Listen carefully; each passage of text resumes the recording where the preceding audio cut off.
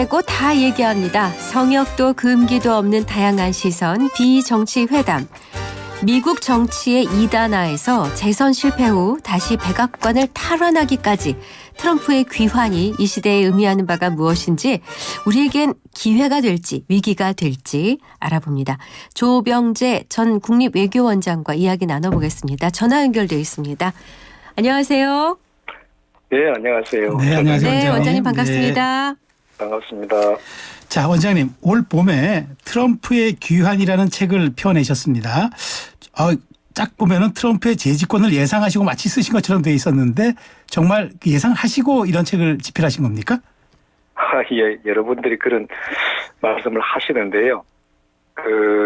이 책을 제목을 정할 때 사실 고심을 조금 했었어요. 네. 아직까지 대선까지 뭐 반년 이상 네. 많이 그렇죠. 남아있는데 이걸 트럼프의 귀환이라고 이렇게 쓰면 완전히 그냥 찍어내는 거 아니냐 그런 생각을 좀 들어주고, 트럼프가 2021년 그러니까 이제 대선에서 지고 난 뒤에 1월 6월에 의사당 난입 사건이 있고, 그 다음에 그 후임자 취임식에 참석도 안 하고 그 플로리다로 내려가 버렸지 않습니까? 네네. 그때에 트럼프가 다시 정치적으로 재기할 수 있으라고 생각했던 사람은 없었던 것 같거든요. 그렇죠. 아. 그런데 트럼프는 1년, 2년이 지난 중간 선거 때까지 정치적으로 완전히 재기를 했고, 네. 대선 출마를 선언을 했고, 경선을 해보기도 전에 금년 초쯤 제가 이걸 쓸 때쯤에는 이미 이제 경선 주자로 거의 뭐 사실상 확정이 된 상태였거든요. 네. 그래서 이건 미국의 정치 자체를 바꾸고 있는 거다. 네. 이걸로 같으면 이건 귀환이다. 그거든요. 그렇군요. 네, 네. 그럼 어떤 인물입니까, 트럼프는? 그거 잘 아시죠? 헨리 키신저라고 하는 분 있잖아요. 네.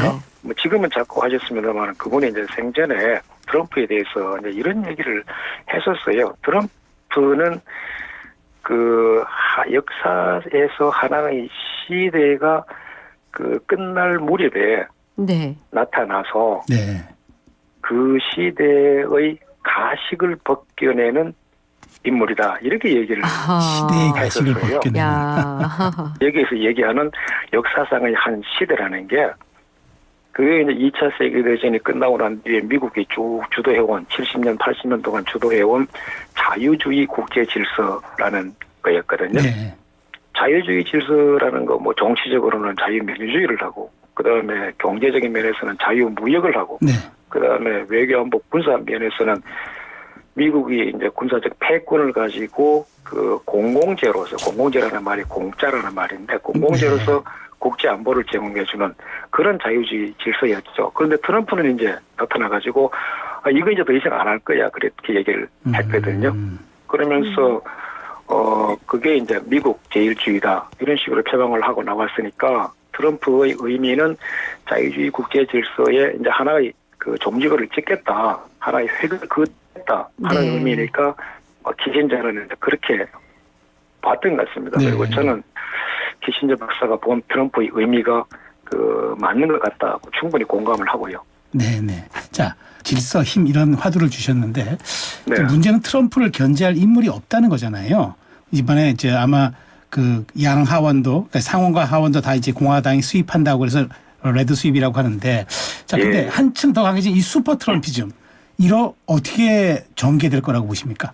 네, 트럼프는 이제 워낙 성격이 뭐 좀 충동적이고 또 예측하기 어렵다. 뭐 어떻게 보면 꼭 시한폭탄 같은 사람이다. 이제 이런 약간은 이제 부정적인 의미를 담고 견제할 사람이 없다. 이렇게 말을 많이 하고 있는 것 같거든요. 네네. 뭐 특히 이제 우리 한국 같은 경우에는 지난 27년에 이제 당선이 돼가지고는 방위비를 뭐 5배나 올려달라. 그다음에 또 주한미군을 철수할 수 있다. 이렇게 얘기를 하니까 처음부터 우리 한국에서는 트럼프는 좀 이상한 사람이야. 뭐 이렇게 인상이 꽉 네. 바뀌었던 것 같아요. 네.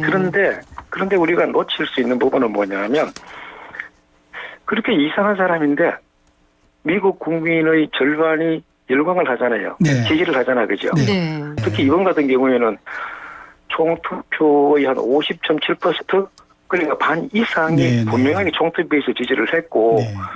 또 선거 인단수에서도 뭐 300명이 넘는, 그 과반수로 훨씬 넘는 그걸 확보를 했으니까 이 현상을 우리는 좀 봐야 될 것 같고 그래서 트럼프가 하는 얘기가 이게 그냥 꼭 틀린 얘기만이 아닐 수도 있다. 그러니까 제가 하는 얘기는 미국의 입장이에요. 미국 네네. 입장에서. 네. 그래서 저는 도대체 트럼프의 힘의 베이스가 뭐냐, 그 힘이 이제 어디서 나오냐, 트럼프는 이걸 어떻게 행사할 것 같으냐.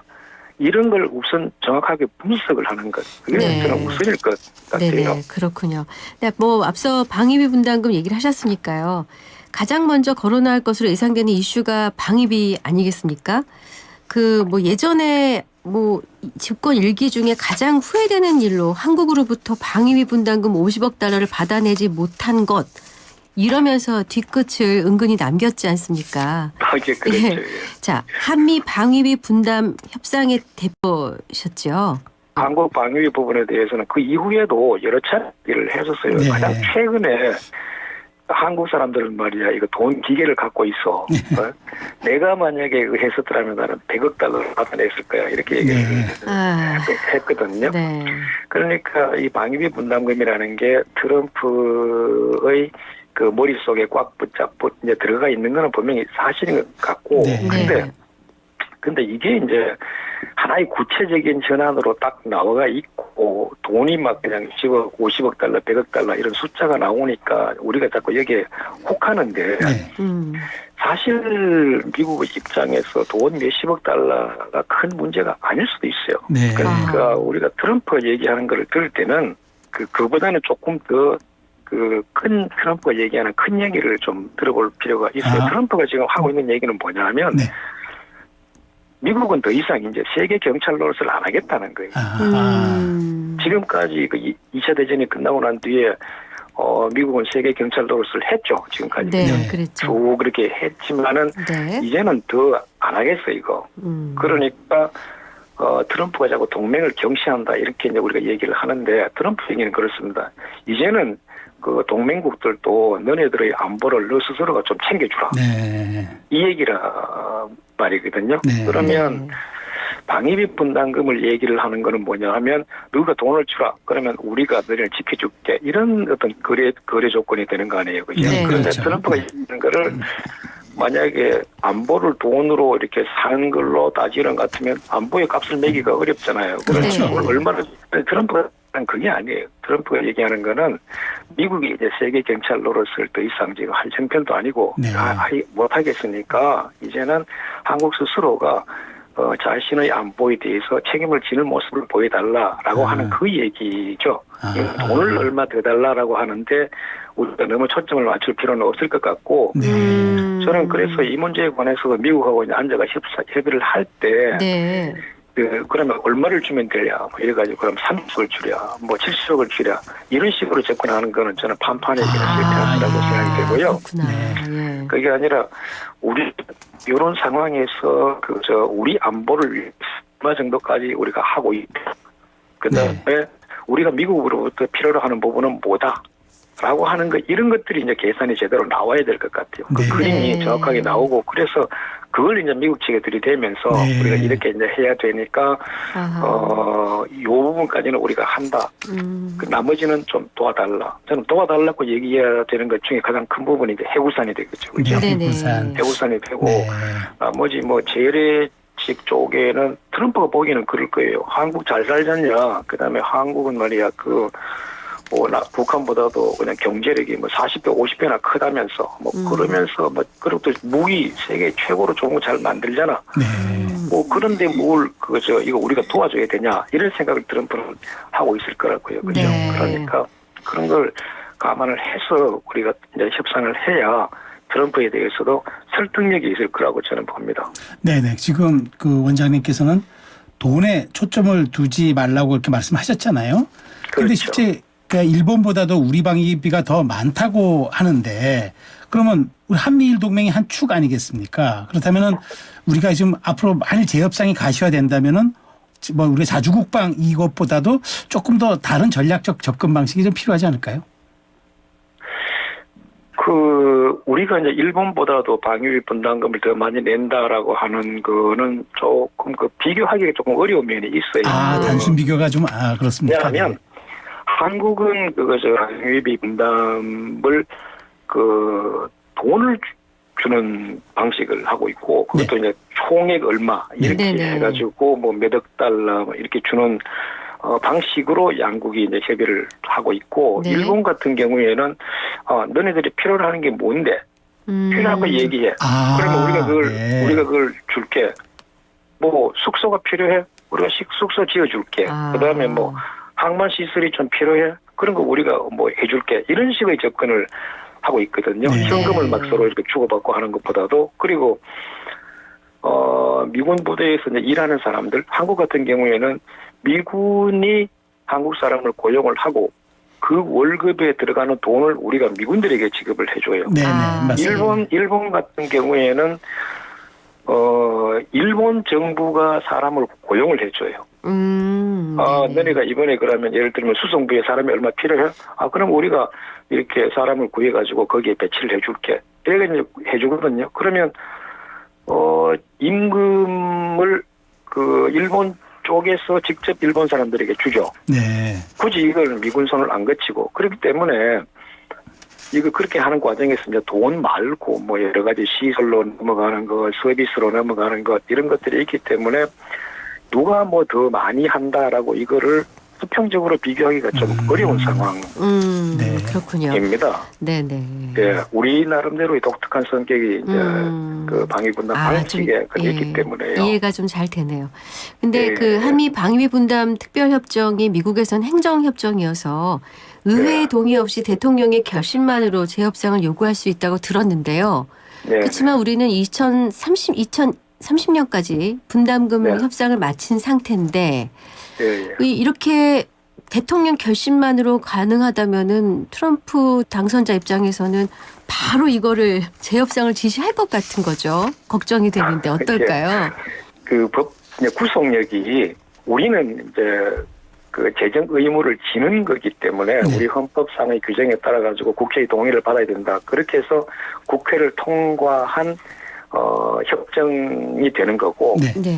미국 같은 경우에는 사실 미국 쪽에서 재정적 부담을 지는 거는 전혀 뭐 없는 거니까 미국 쪽은 그냥 행정협정 형식으로 그냥 처리가 되고 있거든요. 네네. 미국 국회에 가가지고 승인을 받을 필요가 없는 그 트럼프 대통령이 들어와가지고 이걸 이제 방해할 것이냐라고 하는 것 이런 것도 트럼프는 그냥 지난번 일기 집권 시에 했던 걸 보는 것 같으면 이게 내가 꼭 파기해야 되겠다 싶은 거는 그냥 파기를 해버려요. 예를 들면 태평양 경제 동반자 협정 뭐 안 해 그랬죠. 아마 대통령이 가지고 4년 5년 공들여가지고 그냥 해놓은 거 그냥 안 해 이렇게 돼버렸고.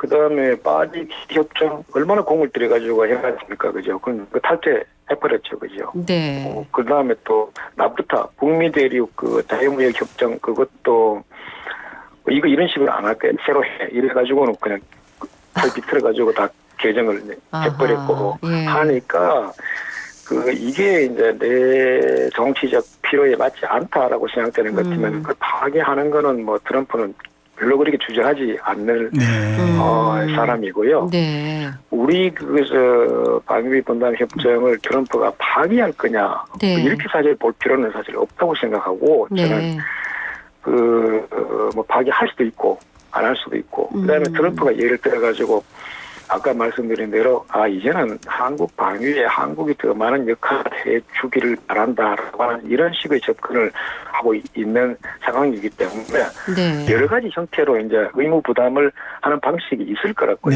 그런 것들은 이제 양국 정부 당이 앉아가지고 서로의 필요 뭔지를 이해하면서 결정을 하나하나 해나갈 수 있죠. 네. 알겠습니다. 협정을 파기한다 그렇게 볼 필요는 네. 네, 알겠습니다. 자, 지금 사실 또 하나의 관심사가 방위비 분담금 말고도 주한미군 철수가 사실 지금 우리가 주목하는 부분입니다. 이 얘기가 끊임없이 솔솔 나왔기 때문에 그래서 뭐 지금 트럼프 캠프에서 활동했던 참모들은 주한미군이 유지될 거다라고 말을 하긴 하지만 트럼프의 특성상 믿을 수 있느냐 해서 주한미군 규모의 변동이 있을 수 있을 거다라는 얘기에 대해서는 원장님 어떻게 보세요? 저는 주한미군의 규모는 한 10년, 20년 동안 28,500명이라는 숫자를 우리가 유지하고 있지만 네. 그 안에서도 뭐 몇천 명 정도의 변동은 계속 수시로 그냥 일어나고 있는 거예요. 그게 네. 보도가 이제 안 돼서 이제 그런 건데, 그 캠프 주변에서 나와가지고 뭐 주한미군 철수할 거다 안 할 거다 이렇게 얘기하는 것, 그거 너무 그렇게 우리가 주의를 기울일 필요는 트럼프의 경우에는 저는 네. 없다고 생각을 하는데, 왜냐하면 트럼프는 우리가 대기업의 어느 회장의 비교를 하면 아마 이해가 쉬우실 거예요. 그냥 네.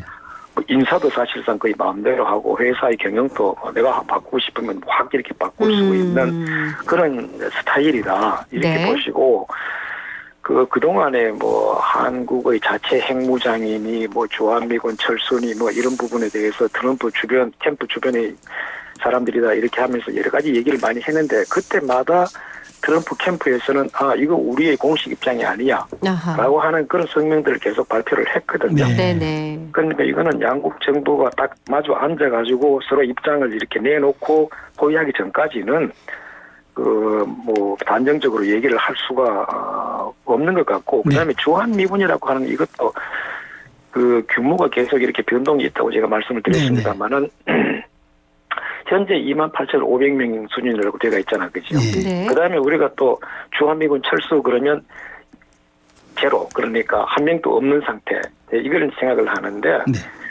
그 28,500명과 그 완전 철수 사이에 여러 가지 옵션이 있을 수 있고, 네네. 거기에 뭐 성격 변화, 그냥 이 미군의 역할이 뭐냐, 그다음에 어떤 종류의 인원을 갖다 놓을 것이냐, 어떤 기능을 부여할 것이냐, 이런 것들을 두고 얼마든지 그 다른 토의가 가능할 수 있는 거거든요. 네. 그냥 무조건 28,500명 중에 뭐 10,000명을 줄이니까 그 주한미군의 전력 자체가 줄었느냐 이렇게 뭐 생각할 수도 있겠지만, 그게 아니고 전력은 훨씬 강화하면서 인원을 줄이는 방법도 있을 것이고, 네네. 이거를 너무 그냥 제로 아니면 그냥 뭐 100이다 이렇게 볼 필요는 알겠습니다. 네. 없는 것 같아요. 예, 예. 그러니까 좀 여러 가지 옵션이 있다, 네. 뭐 스펙트럼이 넓다, 그게 좋을 것 같습니다. 알겠습니다.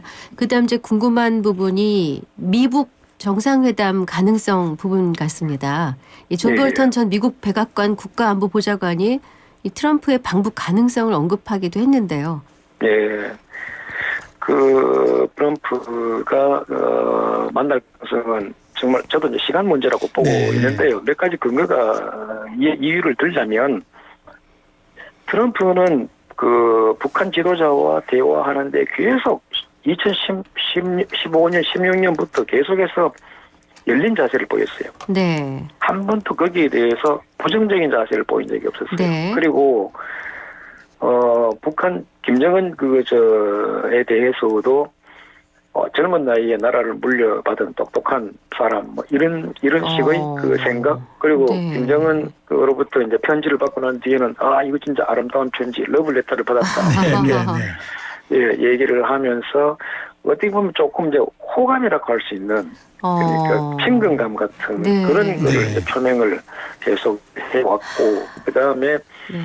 미국과 북한이 마주 앉으면 제일 껄끄러운 의제가 이제 핵 문제인데, 네. 트럼프는 보면 핵 문제에 대해서 그 다른 대통령 또는 미국의 고위 관리와는 상당히 다른 그런 얘기들을 했었어요. 네. 기억하시죠? 지난번에 네. 7월에 이제 공화당 전당대회 할 때 트럼프가 핵무기를 많이 갖고 있는 사람하고는 잘 지내야 된다. 네네. 그렇죠. 네. 그래서 나는 김정은하고 잘 지내고 있고, 그렇기 때문에 내가 있는 동안에는 뭐 사고 친 적 없다, 그런 네. 얘기를 했고요. 네. 그보다 이제 이틀이 지난 다음에는 또 미시간에 어디 지방 유세를 나가가지고는 본인이 이제 김정은한테 그런 얘기를 했다는 거예요. 네. 핵무기 많이 만들었지 않냐. 네. 이제 더 안 만들어도 되는 것 아니냐. 더 안 만들어도 되는 거 아니냐. 네. 그러니까 이제 나랑 야구 구경이나 가자. 이제 이렇게 얘기를 했다는 거였거든요. 네. 본인이 그런 식으로 이제 그래가지고 또 밝혔어요. 그러니까 이걸 보면 핵무기 만들면 안 돼, 빨리 폐기해, 이렇게 이제 쭉 얘기하는 그동안의 한미 양국 정부의 입장하고는 결이 많이 달라요. 네. 결이. 예, 그래서 이런 한 세 가지 정도의 요소를 우리가 고려를 하면 네.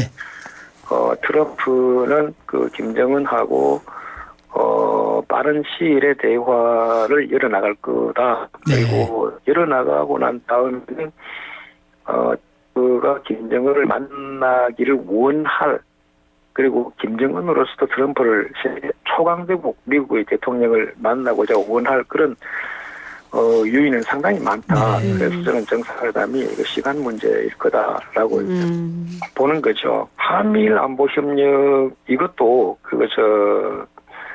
그 동맹 체제에 대해서 트럼프가 가지고 있는 원칙적인 입장을 기준으로 좀 보실 필요가 네. 있을 것 같거든요. 아까도 네. 말씀드렸습니다만 트럼프는 미국이 이제 세계 경찰 노릇을 그만하겠다라고 하는 거니까 그게 이제 큰 원칙이고, 그다음에 동맹국들은 이제 자기 앞가림을 자기가 좀 해달라 뭐 이런 얘기이기 때문에 네. 네. 한미일 안보 협력이라는 것을 미국의 동맹 체제의 틀 속에서 물론 중시는 할 겁니다. 중시는 하지만 네.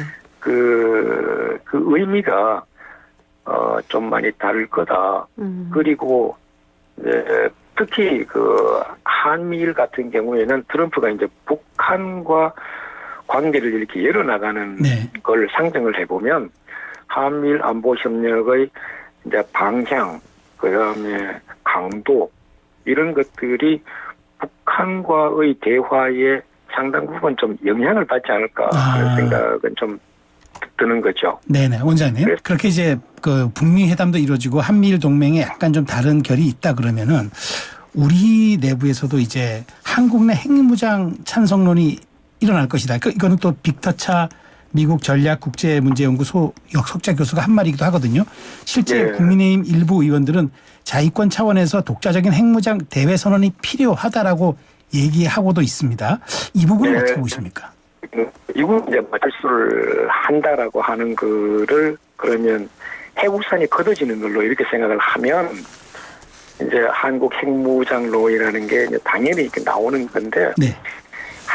미국 해우산에 대한 신뢰를 우리가 계속 가지고 있다라고 하는 것 같으면 이 두 가지를 어떻게 이제 조합을 하느냐, 예를 들면 미국의 해우산과 네네. 그다음에 우리의 재래 전력을 어떻게 결합하느냐에 따라 가지고 그 다른 옵션도 얼마든지 가능. 핵무장이라고 하는 것도 우리가 핵무장까지 가는 단계 과정에 정말 여러 가지 단계가 있는 거고, 네. 예를 들면 뭐 원료를 우라늄 농축을 얼마까지 할 수 있는 걸 한다, 뭐 그걸 또 뭐 가공할 수 있는 뭐 어떤 기술을 이제 또 확보한다 이런 식으로 해가지고 일본처럼 이제 마음만 먹으면 즉시 핵무기를 개발할 수 있는 까지 이렇게 올리는 것. 네. 뭐 그런 이제 옵션도 이제 있는 거고, 그 다음에 그 미국의 해구산과 우리의 재래 전력을 이렇게 합치면 여기도 여러 가지 이제 옵션이 이제 있을 테니까, 네. 이것도 마찬가지예요. 저는 이걸 그냥 우리가 핵무장을 한다, 안 한다, 이 둘 중에 하나다, 이렇게 딱 볼 필요 없이 이것도 중간에 스펙트럼이 정말 이제 그 여러 가지가 있다는 생각을 갖고, 네. 좀 저울성을 우리가 봤으면 좋을 것 같아요. 네. 우리가 가끔 보면 좀 상당히 가정을 많이 하는 것 같아요. 그래, 그걸 끝까지 몰고 나가요. 미국이 완전히 철수해버리면 어떡하냐. 그때 예. 우리가 핵무기가 반드시 있어야 되는 것 아니냐. 네. 뭐 그러면 우리가 살 길은 그거밖에 없지 않느냐. 그러니까 핵무장하는 거 빨리 선언하자. 이렇게 되는데, 핵무장한 나라 중에 우리 앞으로 핵무장할 거야라고 미리 선언하고 핵무장한 나라가 있었던가 모르겠어요. 윤석열 대통령이 우크라이나에 무기 지원을 시사했지 않습니까? 예, 트럼프는 예. 우크라이나의 전쟁이 조기 종식되길 원하는데 예. 무기 지원은 전쟁을 지속하는 거를 전제로 한다고 했을 때 이거를 예. 트럼프가 비판적인 입장을 가지고 있을지 어떻게 생각할지가 궁금하네요. 거기에 트럼프가 별로 그렇게 트럼프의 생각에 영향을 받지는 않을 것 같아요. 네. 어떤 경우에는 전쟁이라는 게 전쟁을 끝내기 위해서 전쟁을 더 이렇게 그냥 마지막에 세게 때리는 경우도 있거든요. 네. 과거에 베트남 네. 전쟁 같은 경우에 닉슨은 그냥 어떻게 하든지 간에 좀 전쟁을 빨리 끝내기 위해 가지고 뭐 북폭도 하고 뭐 별의별 짓을 다 했지 않습니까? 네. 그렇죠? 그러니까 그거를 이번에 뭐 어떤 무기를 지원하기로 말을 했다. 아직 실제로 가지도 않았고 그죠. 말을 했다라고 하는 것 때문에 그럼 내하고 길이 달라 이렇게까지 판단할 건 아니라고 봅니다. 저는. 네.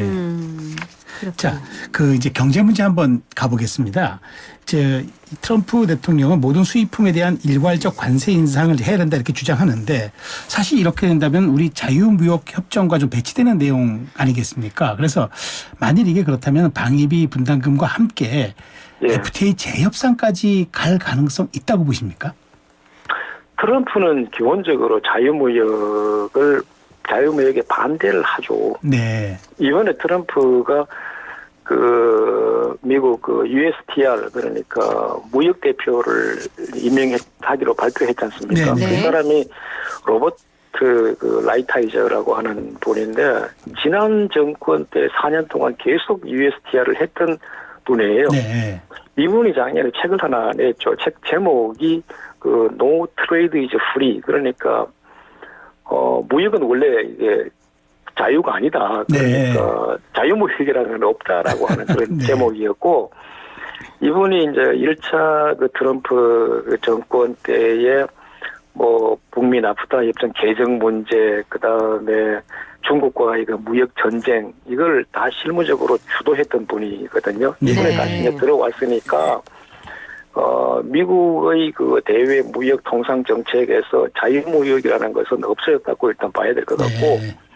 그냥 트럼프는 한미 FTA에서도 이제 지금 현재 주어져 있는 이 거래 조건이 자기의 이익에 맞는지 안 맞는지 그걸 이제 따져 보겠죠. 네. 이게 뭐 협정이 언제까지 유효하니까 그때까지 기다리자라고 하는 이런 기준보다는 네.